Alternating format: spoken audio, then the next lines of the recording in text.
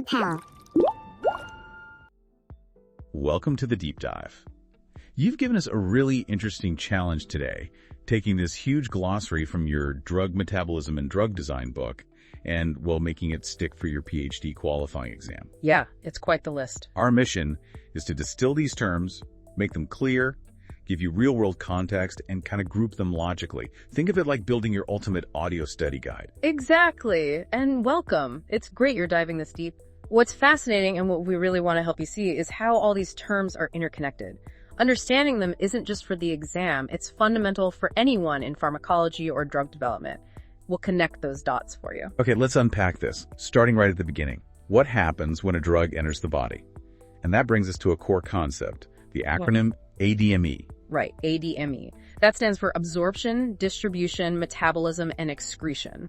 It's the fundamental journey, the whole life cycle of a drug in the body, from getting in to moving around, changing form, and getting out. So it's the whole story. Pretty much. And that entire story, that overall fate of the drug, where it goes, how much gets where, how long it stays, that's what we call drug disposition. It encompasses all of ADME. Got it. And within that disposition, a really critical step is drug metabolism. Now, this isn't just about breaking things down, right? Not at all. It's the chemical modification of drugs, usually by enzymes. Often, yes, this makes them easier to excrete, but sometimes metabolism actually activates a drug, a prodrug, into its active form, or, and this is crucial for safety, it can create reactive metabolites. So it's a chemical change, which is why it's also called biotransformation. Exactly. Biotransformation emphasizes that chemical change. And these processes don't just apply to drugs, they apply to any xenobiotic. Which is just a fancy word for it. Any foreign chemical substance in an organism that it doesn't normally produce. So drugs, yes, but also environmental pollutants, food additives, things like that. So we talk about xenobiotic disposition, xenobiotic metabolism, and unfortunately, sometimes xenobiotic-induced toxicity. Okay, now here's something that really impacts how well a pill works. First pass metabolism. Yes, the first pass effect. Crucial, especially for oral therapy. When you swallow a drug, before it even reaches your main bloodstream, it passes through the gut wall and then the liver. Both places are packed with metabolizing enzymes. So they get a first crack at it. They do, and they can metabolize a significant chunk of the drug right away, meaning less active drug actually makes it into systemic circulation. This reduces its bioavailability. Which is why drug designers have to account for that. Absolutely. Now, sometimes metabolism creates an active metabolite. This is a breakdown product that still has pharmacological activity. Sometimes it's even more active or has a different effect than the original drug. So you have to look for those too. Oh, definitely. The detection and screening of active metabolites is a vital part of understanding a drug's total effect and duration. And just to add complexity, there's also deconjugation, which is like the reverse of some later metabolic steps. It can sometimes reactivate a compound that was previously tagged for excretion. Okay, so who's doing all this chemical work? That brings us to the enzymes. The drug metabolizing enzymes, or DMEs. These are the key players, the biological catalysts driving these transformations. Understanding these enzymes, how they work, what affects them is absolutely central. Knowledge is most valuable when understood, right? And understanding these DMEs is key to drug development. So enzymes speed things up. That's enzyme catalysis. Right. They accelerate reactions, often dramatically, by lowering the activation energy. They do this by temporarily binding the drug, the substrate, forming an enzyme substrate complex. That's where the magic happens. And these drug metabolizing enzymes? Yeah. We need to know which ones are involved. Yes, their identification is critical. And we also need to understand induction, which is when their activity gets ramped up, maybe by another drug or something in the environment. It's also interesting that many trans-species enzyme systems exist similar enzymes across different species, which is why animal models can be informative, though not always perfectly predictive. Let's break them down. We usually talk about two phases. We do. Phase I enzymes generally perform modification reactions. Think of them as adding or exposing a chemical handle, usually a polar group like hydroxyl OH, or amine, NH2, onto the drug molecule. This makes the drug more reactive, preparing it for phase 2. And there are quite a few types in phase 1. Oh, yes. We have alcohol dehydrogenases, ADH, and aldehyde dehydrogenases, ALDH, crucial for metabolizing alcohols and aldehydes, as their names suggest. There's aldehyde oxidase and xanthine dehydrogenase involved in other oxidation reactions, and aldoketoreductases, oxidarases, AKR, which catalyze reduction reactions. What about breaking bonds? For that, you have carboxylesterases, CES. These enzymes hydrolyze or break ester and amide bonds using water, like molecular scissors. Then there's epoxide hydrolase. Epoxides can be nasty reactive intermediates, so this enzyme adds water across the epoxide ring to detoxify them. And logically, things that block these are esterase inhibitors. You mentioned one with a particularly interesting real-world connection. The flavin-containing monoxygenases, or FMOs. They handle oxidation of nitrogen, sulfur, phosphorus atoms often found in drugs. We study FMO-catalyzed reactions closely. The real-life example is fish odor syndrome, or trimethylaminoria. Fish odor syndrome. Yes, it's a genetic condition. A defect in the FMO3 enzyme means the body can't properly metabolize trimethylamine, TMA, which comes from certain foods. TMA builds up and is excreted in sweat and breath, causing, well, a strong fishy odor. Really highlights the importance of even one enzyme pathway. Wow, okay, that's memorable. What else in phase I? Monoamine oxidase, MAO enzymes. They oxidize monoamines, including neurotransmitters. You've probably heard of MAO inhibitors used in treating depression or Parkinson's disease. They work by preventing MAO from breaking down those neurotransmitters. Makes sense. Then you have myeloperoxidase and other peroxidases involved in oxidative reactions, often linked to immune cells. There's NADPH P450 reductase, a critical partner for the big family of cytochrome P450 enzymes, providing the electrons they need. Quinone reductase, NQO, reduces quinones, including breakdown products of things like polycyclic aromatic hydrocarbons, PAHs, which are common environmental pollutants. And many of these enzymes, especially the CYPs, are heme thiolate proteins. That specific structure with iron bound to a sulfur atom is vital for their function in CYP-dependent metabolism. Okay, that's phase I adding handles. Now for phase II. Phase II enzymes are all about conjugation reactions. They take the drug or its phase I metabolite and attach a large polar water-soluble molecule to it. This conjugate makes the whole thing much easier for the body to excrete, usually in urine or bile. So these are conjugation enzymes doing a conjugation reaction. What's a major example? The UDP glucuronidyltransferase, or UGTs, they perform glucuronidation, attaching glucuronic acid. The donor molecule is uridine diphosphate glucuronic acid, UDPGA, which fits into a specific binding site on the UG2 enzyme. Is there a clinical example for UGTs? Absolutely. Bilirubin glucuronidation is essential for eliminating bilirubin, a breakdown product of heme.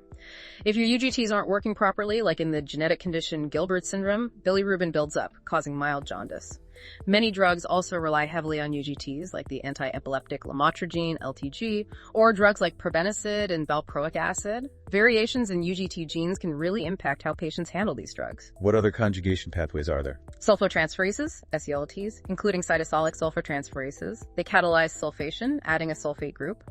The sulfate comes from a donor molecule called adenosine phosphosulfate, APPS. An endogenous example is dehydroepiandrosterone sulfate, DHEAS, a sulfated steroid hormone. The process itself is sometimes called sulfonation. Okay, glucuronidation, sulfation, what else? Glutathione S transferases, GSTs. These are really important for detoxification. They conjugate glutathione, a key cellular antioxidant, onto reactive electrophilic compounds, neutralizing them. We often look for glutathione conjugates in metabolism studies. Related terms here might include dansyl glutathione, DGSH, used in assays, and glutathione disulfide, the oxidized form. Even trifluoroacetic acid, TFA, often used in sample prep, sometimes crops up in relation to metabolites. And a couple more phase II types? Yes, N-acetyltransferases, NOSENs, which add an acetyl group, and peroxinases, PON, which are interesting because they hydrolyze organophosphate compounds like certain pesticides and nerve agents. Right, so we've chemically changed the drug, but you mentioned movement is key too. That's where transporters come in. Exactly. Here's where it gets really dynamic. It's not just about changing the drug. It's about moving it across membranes, into cells, out of cells, across barriers. This is the job of transporter proteins. So they're like gatekeepers or pumps. Precisely. They are proteins embedded in cell membranes, and they actively or passively move substances, including drugs, across. They are absolutely crucial for drug absorption, getting the drug in, and overall drug disposition, determining where it goes. The parts of the protein that actually span the membrane are called transmembrane domains, TMDs. And there are different families of these transporters. Two major superfamilies dominate. First, the adenosine triphosphate, ATP binding cassette ABC transporters. These guys use energy from ATP hydrolysis to actively pump substrates out of cells. This efflux function is often linked to multi-drug resistance. Pumping drugs out. Okay. And the other family. The solute carrier, SLC transporters. This is a much more diverse group. They generally facilitate the movement of solutes across membranes, sometimes into cells, sometimes out, often relying on electrochemical gradients rather than directly using ATP. Can you give some specific examples that are important for drugs? Sure. From the ABC family, there's breast cancer resistance protein, BCRP. Despite the name, it's found in many tissues, like the gut, liver, and blood-brain barrier, and it fluxes a wide range of drugs, impacting their absorption and distribution. Another key ABC transporter is the bile salt export pump, BSF, located in the liver, essential for pumping bile acids into bile. A genetic defect here causes Dubin-Johnson syndrome. And then there are the multi-drug resistance-associated proteins, MRP, another group of ABC efflux pumps contributing to drug resistance. I'm from the SLC family. Key players include the organic anion transporter, OAT, organic anion transporting polypeptide, OATP. These handle negatively charged drugs and endogenous compounds, and the organic cation transporter, OCT, which handles positively charged ones. They are critical for uptake into the liver and kidneys for metabolism and excretion. So understanding which transporter handles which drug is vital. Absolutely. That's why mapping transporter substrates is a major activity in drug development. We need to know if our drug is a substrate or inhibitor of key transporters, and we study transporter-mediated efflux very carefully. In the lab, we often use cell lines like Madden-Darby canine kidney, MDCK, cells in vitro assays. They can be engineered to express specific human transporters, helping us study permeability and transport. You mentioned the blood-brain barrier earlier. Transporters are key there too. Hugely important. The blood-brain barrier, BBB, has tight junctions and a high density of efflux transporters like BCRP and P-glycoprotein, another ABC transporter. These actively pump many drugs out, limiting their access to the central nervous system, CNS, and cerebrospinal fluid, CSF. Designing drugs to cross the BBB often means designing them to avoid being transporter substrates. Does solubility play a role with transporters? It can. Water-soluble drugs, which might struggle to diffuse across lipid membranes on their own, often rely more heavily on transporters for both absorption and distribution across barriers. All of this metabolism, transporters, passive diffusion, influences the overall tissue distribution of the drug. Okay, we know what happens and who does it, but how do we quantify it? How fast does it happen? That sounds like kinetics. Exactly. Now we get into enzyme kinetics, which is the study of the rates of these enzyme-catalyzed reactions. It's about the characterization and determination of enzyme kinetics, how quickly an enzyme works under different conditions, especially different drug concentrations. And the classic model here is Michaelis-Menten. Yes, the Michaelis-Menten equation, or kinetics, is the fundamental model. It describes the relationship between reaction rate and substrate concentration, based on the formation of that temporary enzyme-substrate complex. Sometimes, though, things aren't so simple, and you might see biphasic kinetics, suggesting maybe multiple enzymes are involved, or multiple binding sites. How do you visualize this data? You mentioned plots earlier. Right, we use graphical methods. The Lineweaver-Burke plot, or double reciprocal plot, linearizes the Michaelis-Menten equation. It's useful for estimating key parameters like Vmax and silicum, and especially good for diagnosing different types of enzyme inhibition. There's also the Edey-Hofstee plot, another linear transformation. And for studying irreversible inhibition, the Kitts-Wilson plot is often used. Let's talk about that inhibition. What are the main types? Okay, enzyme inhibition is when something slows down an enzyme. In competitive inhibition, the inhibitor molecule literally competes with the normal substrate for binding to the enzyme's active site. Block the entrance, basically. Makes sense. What else? Non-competitive inhibition. Here, the inhibitor binds to a different site on the enzyme, changing the enzyme's shape or function so it works less well, even if the substrate can still bind. Oh. And uncompetitive inhibition is a bit trickier. The inhibitor only binds to the enzyme after the substrate has already bound, locking it in place. Are there inhibitors that cause permanent damage? Yes, that's irreversible inhibition. The inhibitor forms a strong, usually covalent bond with the enzyme, permanently knocking it out. A really important and often problematic type is mechanism-based inhibition, MBI. also called time-dependent inhibition. Mechanism-based, how does that work? Here, the inhibitor molecule is itself a substrate for the enzyme. The enzyme processes it, but turns it into a highly reactive species that then attacks and covalently binds to the enzyme, inactivating it. It uses the enzyme's own machinery against it. We need a specific kinetic model to analyze MBI because it depends on both time and inhibitor concentration. That sounds like a major safety concern. It absolutely is. On the other end of the spectrum, you can have heterotropic activation, where a molecule binds somewhere other than the active site and actually increases enzyme activity. And for CYPs, we often look specifically at reversible CYP inhibition, which is common and a major cause of drug interactions. Which brings us squarely to drug interactions, DDI. Exactly. This is when one drug alters the effects of another. There are many factors affecting DDI. It can be inhibition-mediated. One drug inhibits an enzyme metabolizing another. Metabolism-dependent, like MBI, or one drug inducing enzymes affecting another. Or transporter-mediated DDIs. One drug blocking a transporter needed by another. Are there classic examples? Oh, tons. The quinidine-digoxin interaction is a textbook case. Quinidine inhibits P-glycoprotein, a transporter that removes digoxin, causing digoxin levels to rise dangerously. HIV protease inhibitors are notorious DDI culprits because they strongly inhibit key enzymes like CYP3A4. Drugs like gemfibrozil, used for cholesterol, and its metabolite gemfibrozil O-glucuronide can inhibit enzymes involved in statin metabolism, like HMG-CoA reductase inhibitors. Even common nonsteroidal anti-inflammatory drugs, NSAIDs, can be involved in DDIs. That is not just drug, right? Food can interact too. Yes, drug-food interactions are also important. Grapefruit juice is the famous example, inhibiting CYP3A4. Food can affect absorption, metabolism, you name it. That's why some meds need to be taken with or without food. So we do experiments in test tubes, in vitro, and in organisms, in vivo. How do we connect those? That's the challenge of in vitro in vivo correlation. We develop procedures and models, including transporter-based correlations, to try and predict what will happen in a whole organism based on simpler lab tests.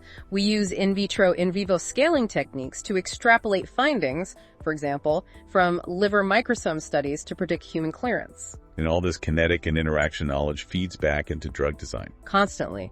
It drives pharmacokinetic optimization, tweaking the molecule to get better ADME properties. We track progress by measuring the plasma concentration time curve in preclinical models and eventually humans. This data is essential for dose selection and formulation, figuring out the right dose and how to deliver it effectively. The Biopharmaceutics Classification System, BCS, also helps by classifying drugs based on solubility and permeability, predicting absorption behavior. Okay, this is a lot about the drug's journey. But how does the body sense and respond to these foreign chemicals, especially in terms of regulating these enzymes and transporters? Now we get into the signaling networks. A key part involves nuclear receptors, NRs. These are proteins inside cells that act like sensors. They detect hormones, lipids, and importantly for us, drugs and other xenobiotics. Sensors that do what? When a ligand, like a drug, binds to the receptor's ligand binding domain, LBD, the receptor changes shape. It then typically binds to specific DNA sequences via its DNA binding domain, DDD, and regulates the transcription of target genes. Many of these target genes encode, you guessed it, drug-metabolizing enzymes and transporters. So they control the production line for handling drugs? In many cases, yes. Key examples include the pregnein X receptor, PXR, also known as the steroid xenobiotic receptor, SXR, in some species. PXR is activated by a huge variety of drugs and steroids and strongly induces enzymes like CYP3A4. We study the PXR-dependent induction pathway using things like PXR reporter gene assays. A complication is that there are species-specific PXR receptors, meaning PXR in rats or mice might respond differently than human PXR. What are some other important nuclear receptors? The farnesoid X receptor, FXR, is crucial for bile acid homeostasis and lipid metabolism. The peroxisome proliferator activated receptors, PPARs, alpha, gamma, delta, regulate lipid and glucose metabolism and inflammation. They're targets for drugs treating diabetes and dyslipidemia. And the retinoid X receptor, RXR, often acts as a partner, forming heterodimers with PXR, FXR, PPARs, and others, modulating their activity. Anything else related to gene regulation? There's the antioxidant response element, ARE.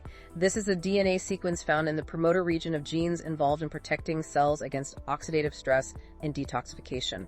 It's regulated by transcription factors that sense cellular stress.